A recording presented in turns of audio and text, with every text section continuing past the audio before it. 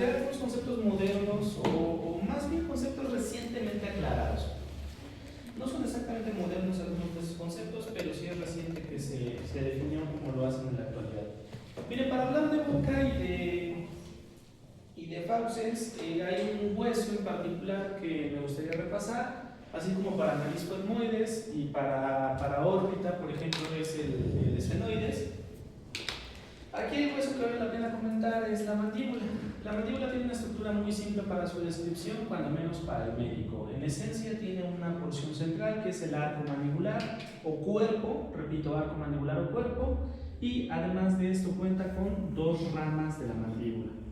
Entonces tiene un cuerpo o arco mandibular y las ramas de la mandíbula. La parte que de plano sí no nos corresponde, pero me hacen casos, es la parte donde se producen las articulaciones alveolodentarias, así se llaman, o gonfosis dentarias. Esta parte no nos interesa, pero nos interesan algunas partes, sobre todo en la superficie interna y en la rama de la mandíbula. Ahí pueden observar una línea marcada, ¿ok? Esa línea marcada en la superficie interna de la mandíbula se conoce como línea miloioidea, ¿ok? Ya se desfasaron mis animaciones, pero bueno. Línea miloioidea, lo azul. Esto apareció de colado, pero lo azul es la línea miloioidea. No sé si lo hayan escuchado, por ahí un músculo miloioideo. ¿Dónde se insertará el miloioidea? En el dioides. En la línea miloioidea. Lo otro que apareció fue esa estructura, ahorita lo van a ver sin nada, ¿ok? Esta estructura que tenemos aquí se conoce como espina de Spix. La espina de Spix es una referencia anatómica, la verdad, más importante para el estomatólogo que para el médico, porque atrás de la espina de Spix está el conducto alveolar. Entonces ese conducto alveolar permite que pase el nervio alveolar inferior y la arteria alveolar inferior, que se encargarán de irrigar y inervar a los dientes respectivamente. Entonces, si se realiza un bloqueo cerca de la zona de la espina de Spix, se puede bloquear con facilidad, un bloqueo anestésico, se puede bloquear la conducción del nervio alveolar inferior y hacer intervenciones estomatológicas. Bueno, entonces, superficie interna de la mandíbula, dos estructuras anatómicas relevantes hasta el momento. Por un lado, la línea miloioidea y por otro lado, la espina de Spix. Además de eso, aquí van a aparecer unos circulitos, ¿ok? Estos circulitos están contorneando unas salientes anatómicas conocidas en la actualidad como espinas mandibulares. La verdad es que en la actualidad se llaman espinas mandibulares superiores e inferiores. Y aunque el nombre está chido, no es muy descriptivo de algo que les voy a decir a continuación. Resulta que hay unos músculos que se llaman genioioideo y geniogloso. Pues estos se llaman tubérculos genis, y esos músculos se llaman genioideo y geniogloso por el antiguo nombre de estas estructuras. Entonces, casi siempre les insisto en que llamen a las estructuras con los nombres modernos, con los nombres adaptados, pero la verdad es que decirles espinas superiores e inferiores de la mandíbula no nos aporta nada, y decirles tubérculos genis nos permite entender que ahí surgen los músculos genioideo y genigloso. ¿Vamos bien hasta acá? Bueno, por otro lado, en la rama de la mandíbula, en la parte superior, tenemos una saliente que ahorita aparece marcada con color amarillo, que se llama proceso en forma de corona o coronoides, ¿sale? El proceso coronoides. Y detrás de esto tenemos a los cóndilos de la mandíbula. Entre los dos se forma una escotadura que sencillamente se llama escotadura mandibular. Por último, en este repaso rápido de la mandíbula, aunque no lo anoté, es importante considerar que la región posterior de la mandíbula tiene un ángulo y literalmente se llama ángulo de la mandíbula.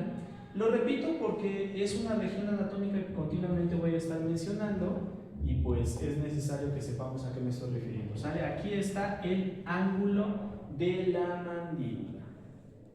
¿Vamos bien hasta el momento? Que por cierto, este ángulo se llama gonion. Como punto craniométrico se llama gonion. Bueno, ¿vamos a ir hasta acá? ¿Sí o no? ¿Punto craniométrico de la mandíbula? Ajá. ¿Vieron puntos craniométricos en general? ¿De radio sí? Terion, asterion,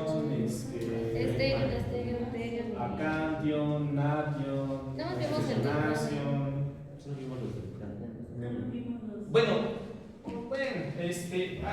acá se llama gnation, como punto cronométrico, y como punto cronométrico este de acá se llama gonion. No sé si les dije, pero genis, ¿se acuerdan los tubérculos genis que vimos hace 15 segundos? Bueno, geni o goni significa rodilla. Entonces los tubérculos genis se llaman así porque tienen formas de rodillitas. Y este ángulo se llama gonion porque las angulaciones se mueven sobre una rodilla. ¿Ok? ¿Vamos bien hasta acá? Entonces este es el ángulo o rodilla de la mandíbula, gonion, y esta región, esto de acá, se llama gnatium. ¿Han oído de la prognatio o de la retrognatia? Bueno, hay personas que tienen la mandíbula hacia adelante, esto se llama prognatia, y si la tienen hacia atrás se llama retrognatia. Entonces en la retrognatia o en la prognatia se está haciendo referencia al gnatium, o sea, a ese punto cronométrico que queda adelante o que queda atrás. Bueno, ¿ya cambió? Ok. Rápido vamos a mencionar algunas características de la articulación temporomandibular. Fíjense que es un territorio incierto en a quién le tocaría exclusivamente. Yo diría que le toca al estomatólogo en el sentido de, bueno, hasta eso no al estomatólogo, no a cualquier estomatólogo, al cirujano maxilofacial, porque él es el que va a intervenir si hay una disfunción. Pero como médicos vale la pena que sepamos nociones generales de esta articulación. La primera cuestión es cómo se clasifica esta articulación de acuerdo con su tejido. Pues es una articulación de tipo sinovial. ¿Les conté la historia de Paracelso? ¿De quién? De Paracelso. ¿No se contaron la historia? ¿A poco? Bueno, fíjense. No, sí se las conté. No. El prefijo sin significa tocar o juntar. Entonces, por ejemplo, una sinostosis es una articulación que se junta mediante puro hueso. Sincondrosis es juntar mediante cartílago. Sin fibrosis, mediante tejido fibroso. Desmo es membrana. Sin desmosis, juntar por medio de membranas. ¿Y sinovial qué es entonces? ¿Mande? Juntar mediante una sinovia. Ok, pegamos con pegamento. O sea, fue básicamente decir eso, ¿no? Defines la palabra con la misma palabra. Fíjense que la clasificación de articulaciones que tenemos en la actualidad deriva de los trabajos de un médico, pues ya no es Imperio Romano Germánico, no me acuerdo de su nacionalidad. Bueno, no era un médico, para ser exacto, era un alquimista. Pero hizo muchos trabajos de investigación sobre articulaciones y él era muy envidioso de un médico griego que se llamó Celso. ¿Sale? Celso vivió muchos siglos antes de que viviera esta persona, pero como él envidiaba los trabajos de Galeno y de Celso, quiso ser más que Celso y se apodó Paracelso. Entonces Paracelso tenía unos problemas de trabajo muy extenuantes y se encerraba en su laboratorio. O sea, tenía su laboratorio en su casa, pero se encerraba ahí a hacer sus experimentos de alquimia y a hacer sus investigaciones de articulaciones. Y resulta y resalta que tenía una articulación que no entendía. O sea, él había entendido la naturaleza de la articulación sinostósica, sinfibrótica, sindesmósica, sincondrótica, sinfisiaria, etcétera, etcétera, etcétera. Pero no le caía el 20 de cómo estaba ese líquido que separaba a dos articulaciones, qué es lo que hacía, cómo funcionaba, qué tipo de líquido era, porque además no es un líquido como agua, es un líquido viscosón. Entonces, estaba Paracelso en su laboratorio, eran 2, 3 de la mañana, no quería despertar a la servidumbre, si despertaba a su esposa le iban a hacer de pleito, y dijo, pues ¿qué me preparo rápido? Porque además soy muy torpe para cocinar. Y entonces la clásica de todo foráneo, huevo hervido. Entonces agarró un matraz, un mechero de Bunsen, le puso agua y puso el huevo hervido. Y entonces, ¿qué pasa cuando pelan el huevo para comerlo? ¿Qué encuentran? Luego lo encuentran la clara ya cocida. Encuentran como una membranita. Y entonces se acordó que las articulaciones que estaba estudiando también están recubiertas por dentro por una membranita. Y entonces dijo, eureka, ya sé cómo es la naturaleza de estas articulaciones. son articulaciones que se juntan mediante clara de huevo. Por lo tanto, las llamaremos sin huevosis. Pero para hacer eso tenemos que hablar en latín. Pues dile sin oviales. Juntar mediante huevo. Claro que en la actualidad sabemos que no es clara de huevo, nada que ver con la clara de huevo, pero fueron tan influyentes los estudios de Paracelso que se quedó el nombre. Entonces, las sinoviales son articulaciones que se juntan mediante clara de huevo según Paracelso. ¿Dónde leyó eso? ¿Mande? ¿Dónde leyó eso? No me acuerdo. No me acuerdo, porque tengo otras historias también muy buenas, pero sobre todo son de neuroanatomía o sea de anatomía 1. Como que en estas no tengo tantas historias. Bueno. Regresando a esto entonces, en cuanto al tipo de tejido, lo que ustedes llaman clasificación histológica, en cuanto al tipo de tejido, la ATM es una articulación sinovial y las sinoviales se subclasifican de acuerdo con la forma. Tenemos a las esféricas, condíleas, velares, trocoides, trocleares y artrodias. Esta específicamente es una articulación condílea, pero no misiela, no cualquier tipo de articulación condílea. Es un tipo de articulación condílea que simultáneamente dos cóndilos articulan. Entonces es una bicondilia, ¿sale? Esta es una bicondilia. Eso influye en la naturaleza mecánica de la articulación. Si pensamos, por ejemplo, en la articulación de la muñeca, la articulación radiocarpal tiene un eje de movimiento muy claro y tiene un segundo eje de movimiento muy claro. Pero en esta no. La realidad es que no tiene realmente tanto movimiento en el segundo eje. Podemos abrir la mandíbula o cerrarla, incluso podemos hacerla adelante o atrás, ¿ok? Pero si bien sí se lateraliza, de hecho ese movimiento se llama diducción, no es que tenga gran amplitud de movimiento, ¿ok? Entonces en vez de ganar movimiento, pierde movimiento al hacerse una articulación compleja.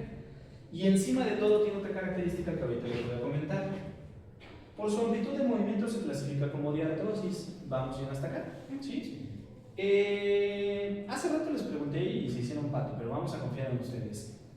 ¿Cómo es la articulación esternoclavicular? De acuerdo con su clasificación, ¿es una qué y una qué? En silla de montar. Es una articulación en silla de montar, tienes toda la razón.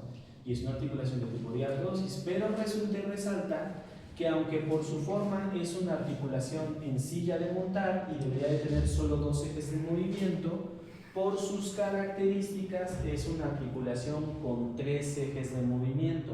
Es una excepción a la regla. Y es mi articulación favorita del mundo mundial. De hecho, nada que ver ahorita, pero la estoy mencionando, ¿no? Entonces, por ejemplo, se mueve en un eje, ¿ok? Muevan su brazo, están viendo cómo se mueve en un eje, muevan su brazo en un segundo eje y tuerzan su brazo y se mueve en un tercer eje. De hecho, ahorita se están dando cuenta de cuánto movemos esta articulación a lo largo del día. Bueno, el asunto es que esa articulación logra tener un tercer eje gracias a que tiene un disco articular que está en medio del esternón y la clavícula. Y todo esto viene a colación porque la articulación temporomandibular también tiene un disco articular. Este disco articular, ahorita no tengo colores para contornearlo, pero este disco articular está ni formando parte del temporal ni forma parte de la mandíbula, ¿sale? Se encuentra justo en medio. Eso le confiere a la articulación la siguiente propiedad. Déjenme hacer un acercamiento nada más. Miren, la propiedad que le confiere es esta. Aquí podemos observar la relación de los dos huesos en el momento en el que la mandíbula está cerrada y el disco articular en su posición. Sobre todo quisiera que observaran que el disco casi está contactando con la parte posterior de la fosa condílea del temporal. Casi contactan ahí los dos. Conforme vamos abriendo la mandíbula, lo único que se desplaza es el cóndilo y el disco sigue en su posición. Pero cuando llevamos la mandíbula a su posición de máxima abertura, para que se consiga esta máxima abertura, que notan que el disco tuvo que desplazarse hacia adelante, ¿ok? Entonces, eso le confiere un grado más, bueno, no un grado de movimiento más, sino que le confiere mayor amplitud de movimiento, ¿sale? ¿Vamos bien hasta acá? Fíjense que por cuestiones, vamos a llamarlas de mestizaje, sin hacer alusión a ninguna connotación racial ni nada por el estilo, las poblaciones con alto mestizaje suelen tener algo que se llama disfunción de la articulación temporomandibular.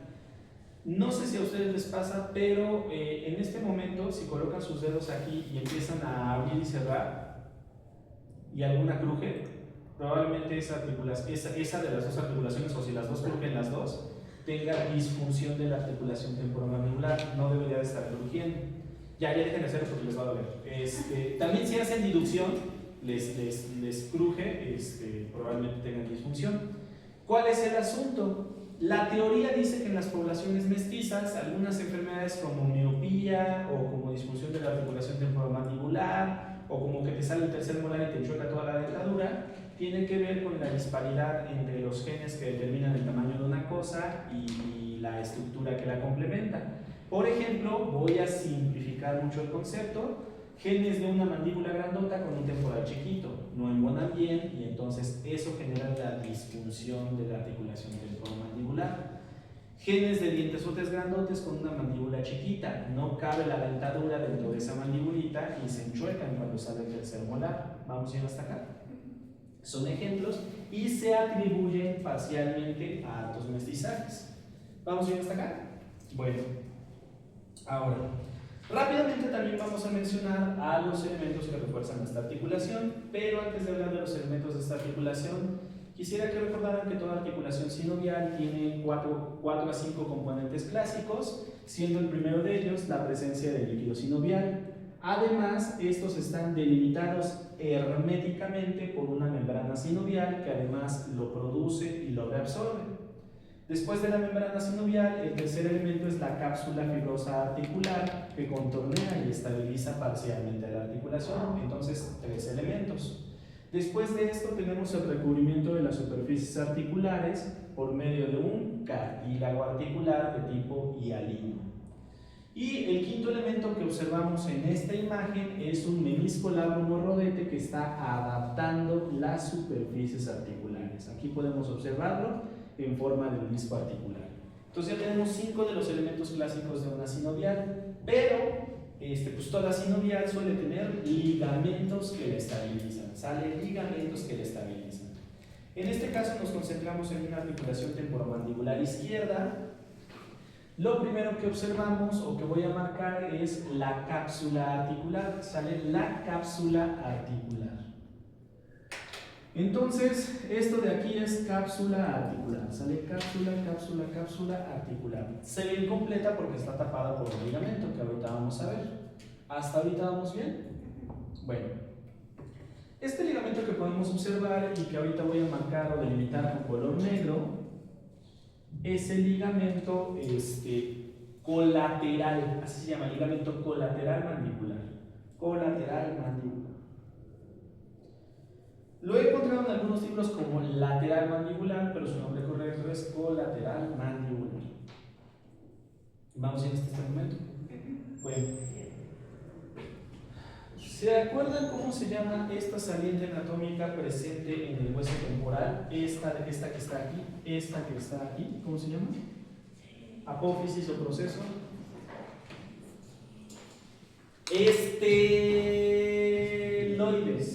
Estiloides, ¿sale? Apófisis o proceso estiloides. ¿Vamos bien hasta acá? Bueno, entonces podemos ver que del apófisis o proceso estiloides sale un ligamento que aproximadamente llega al ángulo de la mandíbula y se llama estilo mandibular, ¿sale? Estilo mandibular. ¿Vamos bien hasta acá? Para el último ligamento nos conviene más una perspectiva profunda, medial, ¿ok? Aquí está el estilo mandibular, ¿sale? No se ve el colateral, pero el que sí se ve es este ligamento. Voy a subir un poquito. Este ligamento que parte del esfenoides hacia la espina de Spitz. Entonces, este último ligamento se llama esfenomandibular. A veces lo he encontrado como ligamento pterigomandibular, pero el nombre correcto 100% real o fake es esfenomandibular. ¿Vamos bien hasta aquí? Bueno. Hace rato lo que sí me comentaron con mucha seguridad es que ya saben músculos de la masticación, entonces sencillamente los vamos a repasar o a recordar rápidamente. En el lado izquierdo estamos destacando sobre todo la presencia del músculo macetero, que se considera el más potente de los músculos masticadores. En la siguiente imagen estamos observando al músculo temporal, el cual abarca casi toda la fosa temporal para insertarse en el proceso coronoides, mientras que el macetero parte de la parte inferior del arco cigomático y el hueso cigomático para dirigirse al ángulo de la mandíbula. ¿Vamos bien hasta acá? Bueno. Por otro lado, tenemos a los músculos pterigoideos, específicamente pterigoideo medial y lateral. Su medialidad o lateralidad se nota un poquito mejor en esta perspectiva posterior, ¿ok? Entonces, recordando que en la estructura del esfenoides tenemos tres pares de salientes, las alas menores, las alas mayores y los procesos pterigoides, que por cierto, pterigoides, pterigo significa ala. Entonces, se me hace curioso que el esfenoides tenga unos procesos que se llamen con forma de ala, cuando ya de por sí tienen dos pares de alas, pero bueno. Los procesos pterigoides en su fosa posterior, perdón, no más se llama fosa pterigoidea. Los procesos pterigoides en su fosa pterigoidea crean a los pterigoides mediales, que van a la rama de la mandíbula, ¿sale? Los pterigoides mediales van a la rama de la mandíbula. Y los pterigoides laterales salen de su lámina lateral y se dirigen hacia el cóndilo de la mandíbula. Aquí se ve el cóndilo de la mandíbula, el disco articular y su cápsula articular. Y se ve que el pterigoideo lateral se inserta no solo en el cóndilo, sino de hecho en la mera cápsula. ¿Sale? En la mera cápsula se inserta. Vamos a esta imagen. Aquí estaría el pterigoideo medial, ángulo de la mandíbula, no se ve su inserción sobre los pterigoides. Pterigoideo lateral, cómo se inserta en la cápsula articular. Se inserta en el cóndilo, pero también se inserta en la cápsula articular. ¿Sale? Vamos bien hasta acá. Ay, estoy viendo mi mandíbula. Vamos bien hasta acá. Ay, perdón.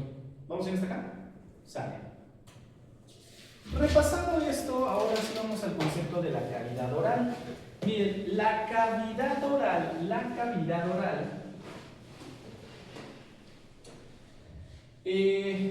podemos considerar a la totalidad, ¿qué pasa, Johan? Nada más para entregar algo. ¿Qué? Para acá. ¿Y los míos? Hay que comunicar. Hasta luego. Hasta luego.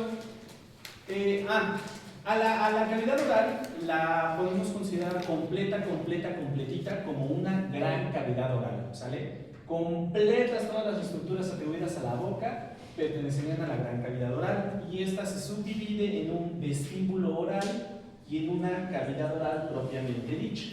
Bueno, ahora,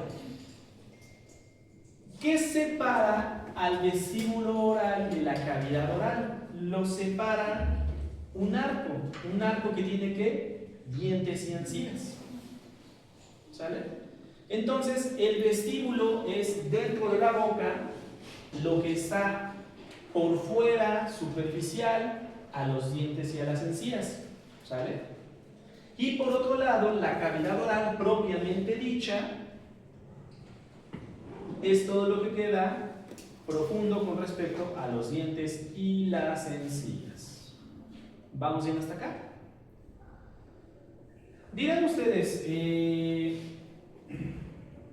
pues el vestíbulo oral sencillamente se abre la boca y ya forma una sola cavidad con la cavidad oral propiamente dicha. Y eso es cierto, pero hay condiciones en donde, por ejemplo, no podemos abrir la boca del paciente. Tiene fractura de mandíbula, no le vas a abrir la boca porque eso la hace inestable. Entonces, se deja la boca cerrada con la intención de que el paciente pueda, se evite que se desplacen los huesos. El asunto es cómo podríamos, por ejemplo, abordar a las estructuras posteriores, a la faringe, a la laringe, al esófago, al estómago, a través de la cavidad oral, sin tener que abrir los dientes, sin tener que desplazar a la mandíbula. Bueno, una de las opciones que tenemos en particular es la presencia de este espacio, ¿sale? Este espacio de acá, este espacio de acá. Ese espacio de ahí es conocido como receso retromolar. Ahorita se va a ver, nada más quito la animación y ya se va a ver. Ese espacio es conocido como receso retromolar. Entonces, si por alguna razón, por ejemplo, nuestro paciente tiene una fractura de mandíbula, tiene que entrar a cirugía, le vamos a poner un agente anestésico, pero los anestesiólogos no quieren que tenga contenido alimenticio en la panza porque se puede broncoaspirar. Ah, excelente. Entonces, ¿qué se puede hacer? Pues se puede meter una sonda nasogástrica por el proceso retromolar y una vez que pase esta sonda, ya se puede hacer un vaciamiento gástrico para que el paciente no tenga contenido en la panza. Es un ejemplo muy rápido. ¿Vamos bien hasta acá? Bueno. Entonces, pues aquí podemos considerar esto de la gran cavidad oral, sería estoma.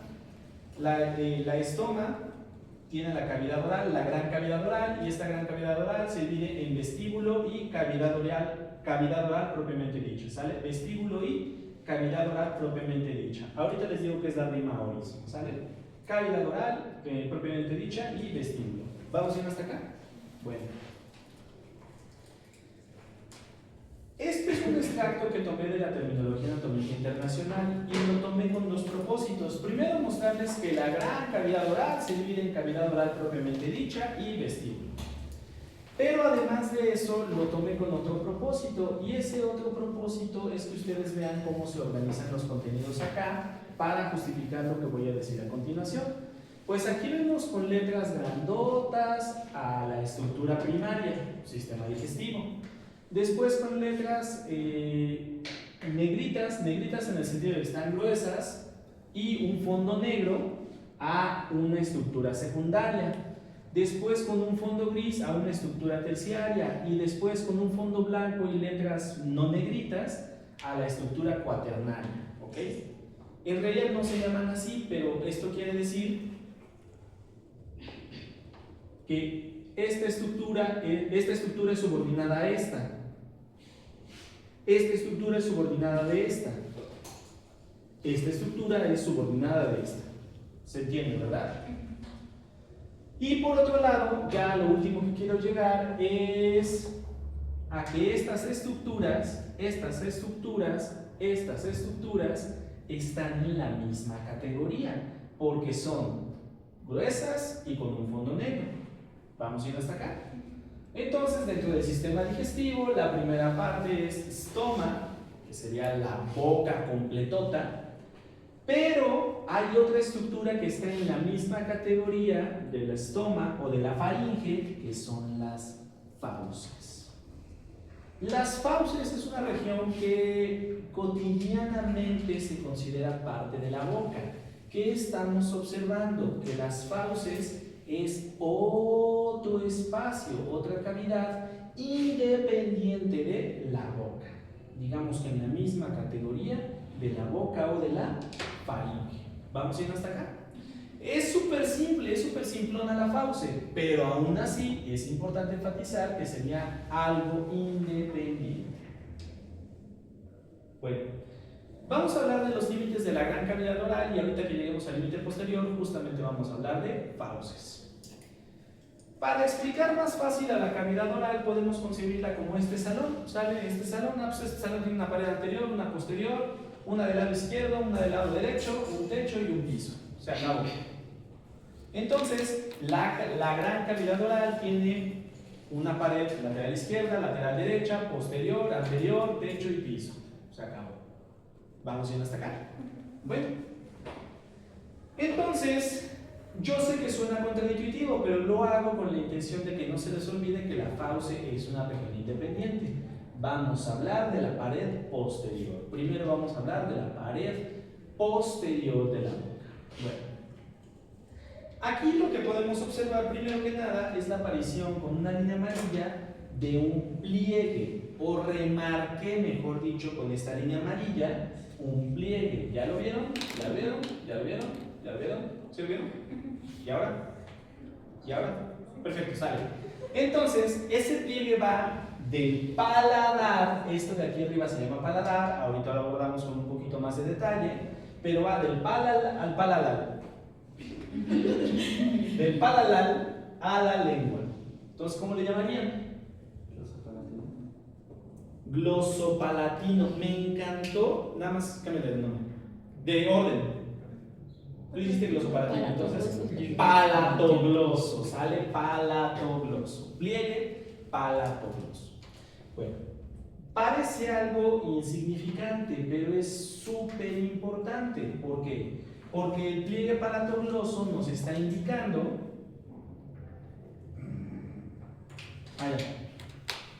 El pliegue palatogloso nos está indicando que aquí es cavidad oral y nos está indicando que aquí es fauce. ¿Sale? El pliegue palatogloso es el límite franco, el límite 100% real no fake entre la cavidad oral y la fauce. ¿Vamos bien hasta acá? ¿Sí vamos bien? También era el límite entre la cavidad oral y la laringe. Entre la cavidad oral y la laringe. Cavidad oral y la laringe. La bucofaringe.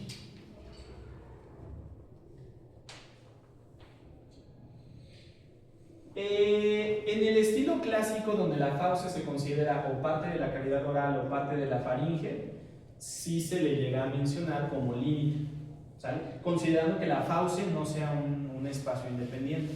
Tienes razón en ese sentido. El pliegue palatogloso sería el límite entre cavidad oral y faringe completa. Entre cavidad oral y faringe completa. Pero ahorita que ya estamos siendo mucho más específicos, meo que es el límite entre cavidad oral y fauce. ¿Sale?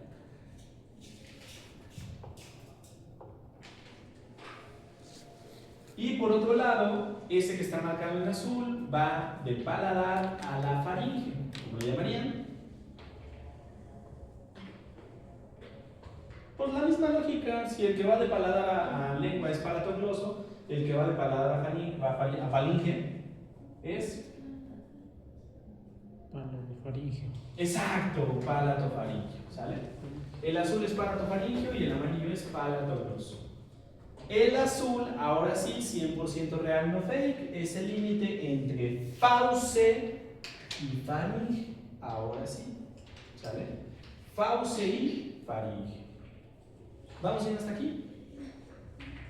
Bueno, ahora, eso que aparece en verde, de momento, quiero que no piensen en la estructura. Quiero que piensen en que esa estructura que parece como una avellana o una nuez está en una fosa tallada nada más para ella, pero está en una fosa, ¿sale? ¿Sí lo consiguen? Bueno, la fosa se llama amigdalina. La fosa donde está esta cosa que parece nuez se llama fosa amigdalina. Y ahora sí, ¿qué hay en la fosa amigdalina?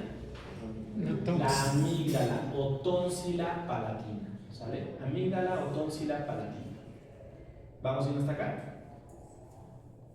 Bueno, entonces la verdad es que la fauce es una región súper chiquita.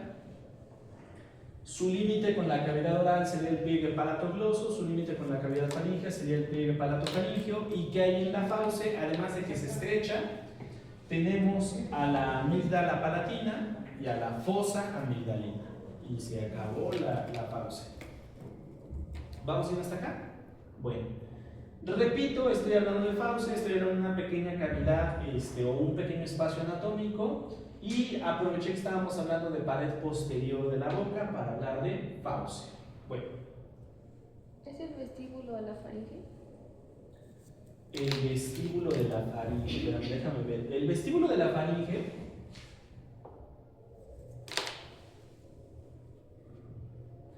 estaría hasta por acá.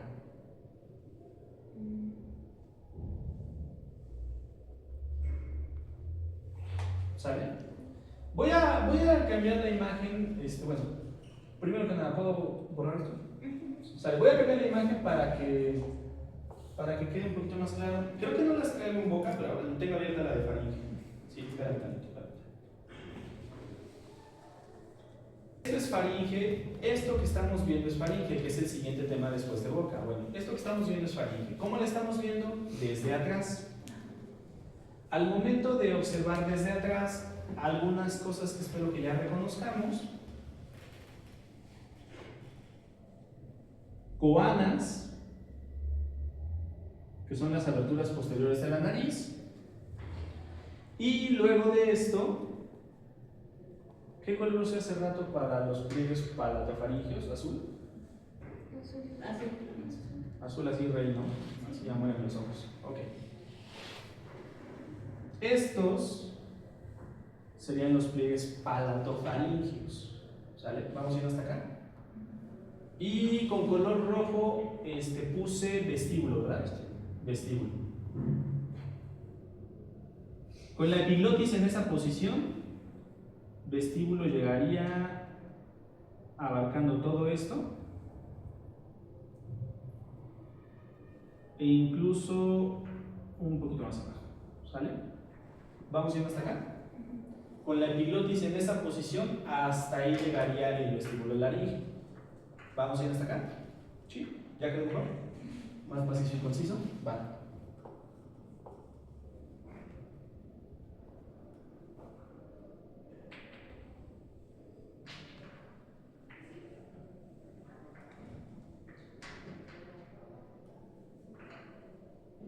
Ahora, en esta imagen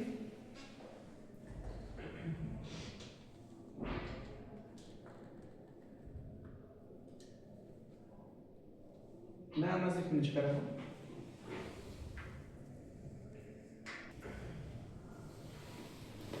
Bueno, miren, lo que no dice, ahorita que lo voy a revisar directo al libro,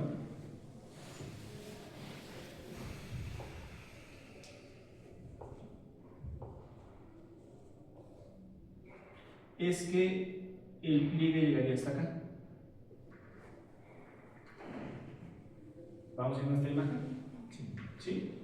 Entonces, de los lados del paladar bajó hasta aproximarse a la laringe. Quitamos, quitamos.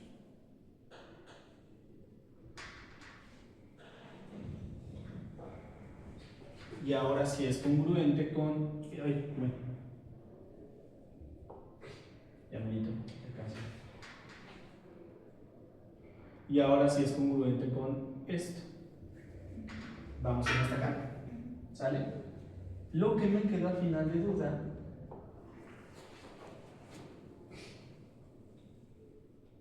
que lo voy a checar, pero no ahorita, es que rayos es este. Ese me quedó de duda. Estoy casi seguro de que debe ser parte del pliegue del músculo palatofaringeo, pero lo voy a checar. ¿Vamos bien hasta acá? ¿Sí? Bueno, entonces hablamos de fauces y hablamos de pared posterior de la boca. Denme un segundo, ahorita me voy a saltar tantito techo, ahorita me regreso.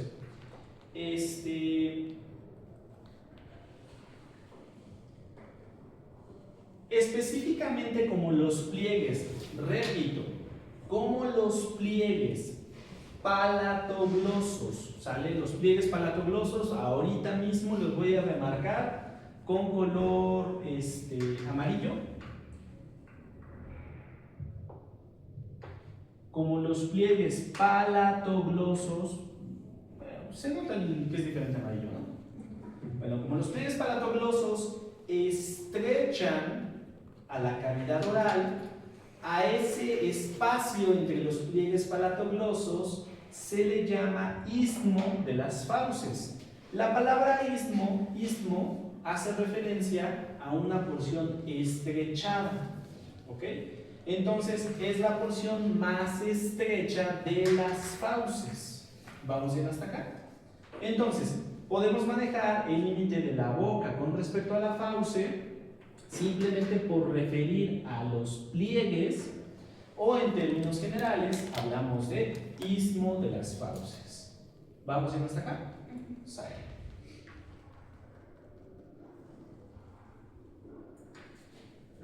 Y ahora sí, comentado todo esto, vamos a el techo de la boca, ¿sale? ¿Listos? El techo de la boca, que al mismo tiempo es el piso de la nariz, es conocido como paladar, ¿sale? Tal cual en toda la extensión de la palabra se llama paladar. Nada más que el paladar tiene una constitución de dos tipos.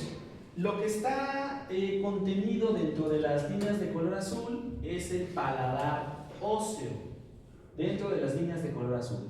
Y lo que está contenido dentro de las líneas de color naranja es el paladar blando. ¿Ok? Entonces, paladar óseo y blando, óseo y blando, óseo y blando. ¿Vamos bien hasta acá? El paladar óseo está constituido por dos huesos, de los que creo que ya hablamos cuando hablamos de nariz. El hueso que queda adelante, voy a trazar una línea sencillamente para separarlos. El hueso que queda adelante es el maxilar y el que queda atrás es el palatino. ¿Ok?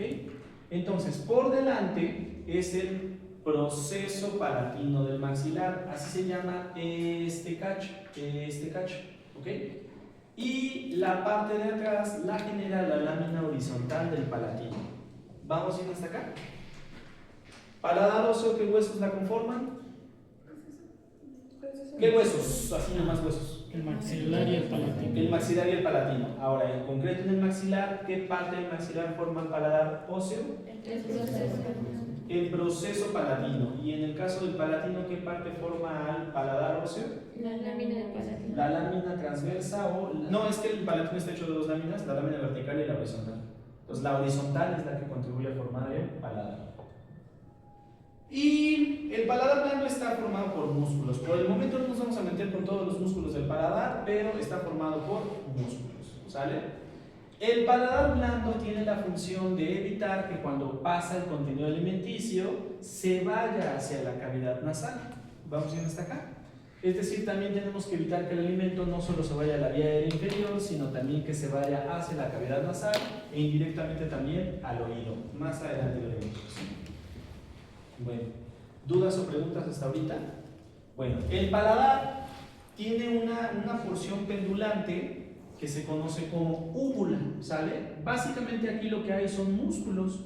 De hecho, en algunos casos de parálisis, sobre todo afecciones del nervio vago, la úvula se puede ver desviada hacia uno de los lados, hacia el lado no afectado, hacia el lado sano, como consecuencia de que el vago deja de mandarle señales. ¿Vamos bien hasta aquí? Ok. Hablemos ahora del límite anterior. En el límite anterior tenemos a la hendidura labial. Hace rato les dije, les voy a explicar qué rayos es la rima oris. Rima significa hendidura, ¿sale? Rima significa hendidura o abertura. Entonces, rima oris es la abertura oral, que en español es referida o es mencionada como hendidura labial o hendidura oral, ¿sale? Todo este espacio sería la rima oris. ¿Vamos bien hasta acá?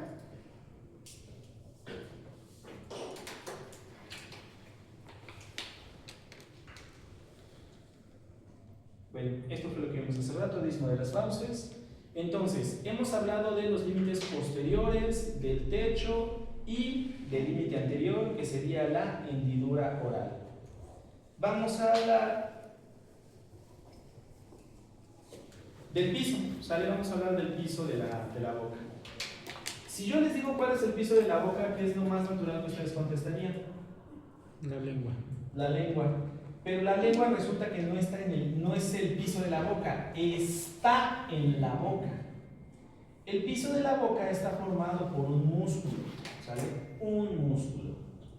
Y ese músculo se inserta en la mandíbula, en la línea miloioidea. ¿Cómo se llama ese músculo? Ah, por cierto, me dijeron que si vieron músculos supraoioideos y infraoioideos. Bueno, nomás intenten acordarse cómo se llama el músculo que se inserta en la línea miloioidea. El miloioideo, exactamente, exactamente. Entonces, ay Dios mío, me equivoqué. Entonces, el piso de la boca está formado por el miloioideo, ¿sale? Miloioideo. Denme un segundo, si no me acuerdo dónde está esta imagen.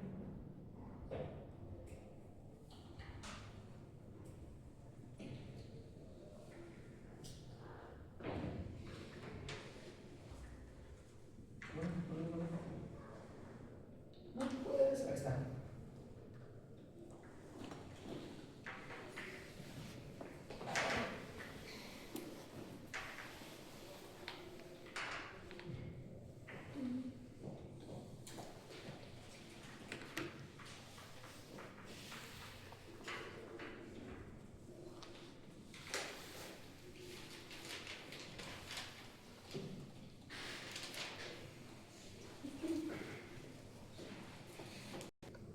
Ok, entonces esta es una vista inferior del músculo milioideo y esta es una vista superior del músculo milioideo. En esta vista inferior del músculo milioideo, además vemos aquí otro de los músculos suprayoideos. Concretamente este músculo es el digástrico. Este es el músculo digástrico. Lo estoy mencionando porque sale en la foto. Es el DUI, en nuestra familia, pero no forma parte del piso de la boca. El que sí es considerado a veces parte del piso de la boca es este músculo que se inserta en los tubérculos genis inferiores. ¿Cómo se llamará este músculo que se inserta en tubérculos genis y que va hacia el cuerpo del dioides? Genidioideo, ¿sale? Entonces, este músculo también es considerado parte del piso de la boca, ¿ok? Esta es una vista superior de la mandíbula, por si no lo han checado o no lo habían reconocido, vista superior de la mandíbula, además predominantemente la superficie interna. Y esta es una vista inferior de la mandíbula, predominantemente viendo desde externo. Vamos bien hasta acá, más o menos, tal vez, a lo mejor. Bueno, entonces aquí sí está tajante, la lengua no forma piso de la boca, ¿sale? La lengua está en la boca. Bueno, ahora, en cuanto a los límites laterales, también ahorita no nos vamos a detener a mencionar a todos los componentes, todos y cada uno de los componentes y su naturaleza de los límites laterales de la boca. Primero que nada, bueno, músculos faciales también me comentaron que sí lo vieron. Entonces partiremos de la premisa de que conocen los músculos que se encuentran en los labios y en las mejillas. En el caso de los labios, el principal es el orbicular de la boca, o también conocido como orbicular de los labios. Accesorio a esta función tenemos a los músculos mentonianos, depresor del ángulo de la boca, elevador del ángulo de la boca, nada más en esta región. Si nos vamos hacia la parte lateral, los músculos que tenemos en las mejillas, el más característico es el músculo buccinador. Además del músculo buccinador, tenemos a los músculos cigomáticos, ¿sale? Entonces, de momento es una mención así muy rápida. Y por dentro las mejillas están revestidas de mucosa, por fuera están revestidas de piel. Aunque esto se los voy a mencionar todavía, o sea, lo voy a repetir más adelante. ¿Todo bien? Aunque esto lo voy a repetir más adelante, una de las características de las mejillas es que en ellas está la desembocadura de un conducto bastante grande, un conducto salivar. Entonces, aproximadamente a la altura de su segundo molar, si ustedes llevan su lengua a la altura de su segundo molar en la parte de arriba, en sus mejillas, por dentro, van a palpar, dirían los alumnos, una tripita. A lo mejor se siente solo de un lado y no del otro lado. Bueno, esa es la desembocadura de un conducto salivar. Ese conducto viene de las parótidas, entonces el conducto se llama conducto parotídeo o conducto de Steno. ¿Ok? Vamos bien hasta acá. Chichiñón. Ay, mi cabeza. Chichiñón.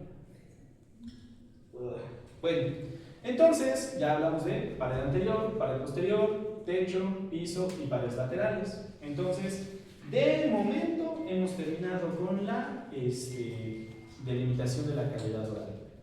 ¿Dudas o preguntas o mentadas hasta este momento? Bueno, si quieren les doy 20 minutos y nos vemos ahorita en el laboratorio, ¿sale?